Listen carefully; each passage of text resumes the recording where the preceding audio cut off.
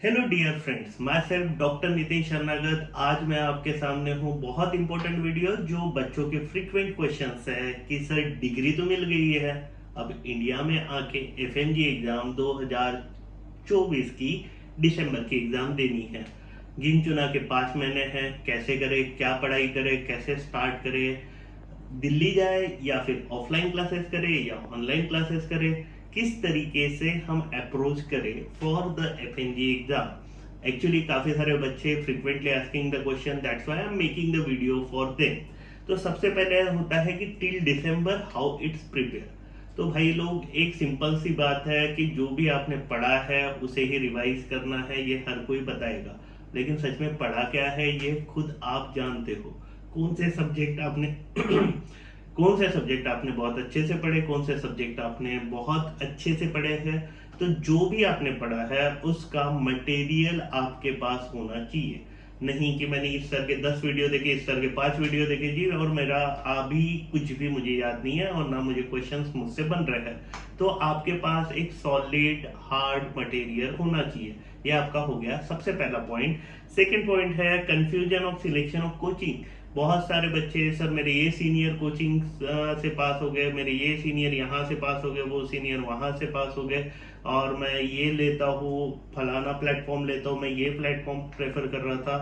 तो बेसिक ये है कि जो आपने अभी तक के प्लेटफॉर्म सब्सक्राइब किया है या जो भी प्लेटफॉर्म से आप पढ़ रहे हो, जो भी नोट्स आपने पर्टिकुलर सब्जेक्ट के बनाए हैं, वहीं पे आपको स्टिक रहना चाहिए। क्योंकि कोई भी टीचर्स आपको कोई भी नोट्स वो परफेक्शन के साथ ही देता है।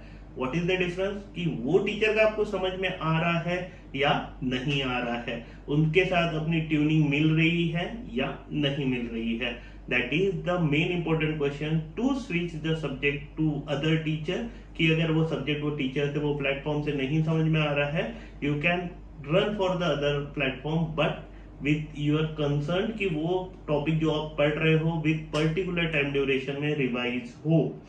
थर्ड, कि सर अपन जितने भी सब्जेक्ट सिलेबस दिसंबर तक कवर करना चाहते हैं हो जाएंगे।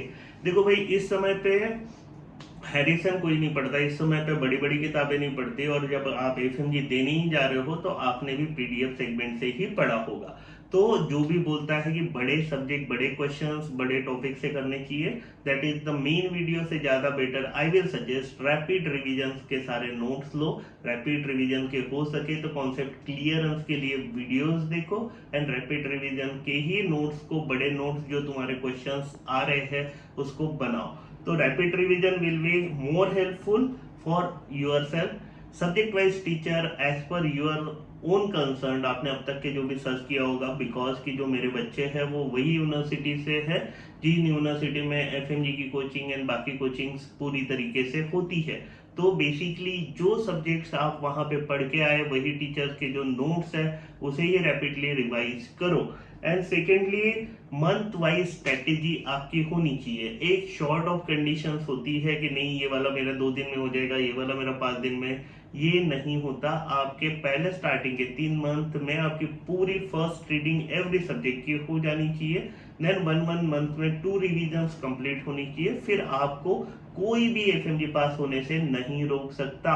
और थर्ड टू फोर्थ पॉइंट है जो सबसे इंपॉर्टेंट है, अपना लेवल चेक कराते रहिए। यानी ग्रैंड टेस्ट या फिर जो मॉक टेस्ट रहती है वो ज्यादा से ज्यादा अपेयर होइए।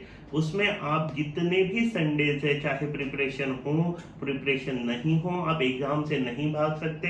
आपको ऐसा लगता है कि मेरे 120 ही आ रहे, 110 ही आ रहे हैं, मेरे ग्रैंड टेस्ट में 200 आ रहे हैं तो मेरा पूरा प्रिपरेशन है, that is not a true. It is the strategy to 200 plus आपकी होनी चाहिए। Then only you cross the hurdle very smoothly. And जो भी नोट्स हो वो आपके हार्ड कॉपी में होने चाहिए। क्यों? क्योंकि सॉफ्ट कॉपी लास्ट के 10 डेज में जब भी आप रिवीजन करने जाओगे, यू विल मिस इट कि मैंने ये टॉपिक यहाँ से पढ़ा था, मैंने ये टॉपिक यहाँ से पढ़ा था, मैंने ये कहाँ से पढ़ा था।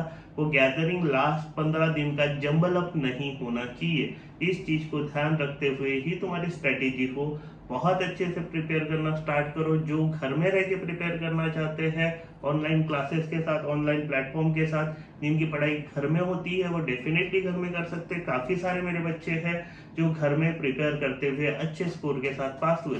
जो बच्चों को ऐसा लगता है कि मुझे ऑफलाइन क्लासेस लगानी है, तो ऑफलाइन क्लासेस वालों के लिए एक मेन सजेशन ये है कि भाई उसमें मिलने वाली जो अच्छी चीजें हैं उसके साथ बुरी चीजें भी आती है, डिस्कशन होता है, that's good, but negative aura and pseudo confidence, ये दो तो तीन चीजों से आपको बचना जरूरी है।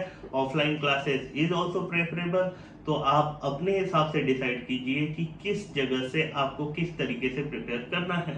बट जो main approach of the point है, ग्रैंड टेस्ट आपको देनी है हर संडे। आपको प्रिपरेशन इनिशियली अभी जोरों से स्टार्ट कर देनी है, मंथली वीकली स्ट्रेटेजी आपकी होनी चाहिए। आप जो भी नोट्स अब तक के पढ़ते आ रहे हो उसे फेंकना नहीं है, उसे रिवाइज करना है, क्योंकि कोई भी टीचर रॉन्ग एंड राइट नहीं होता, रॉन्ग नहीं होता, वो हमेशा आपको राइट ही सजेशन देंगे। तो इन सारी चीजों को देखते हुए आपका प्रिपरेशन स्टार्ट कीजिए, जल्दी नारियल फोड़िए, क्योंकि हो सकता है कि ये लास्ट एफएमजी एग्जाम हो। तो all the best for your FMG preparation.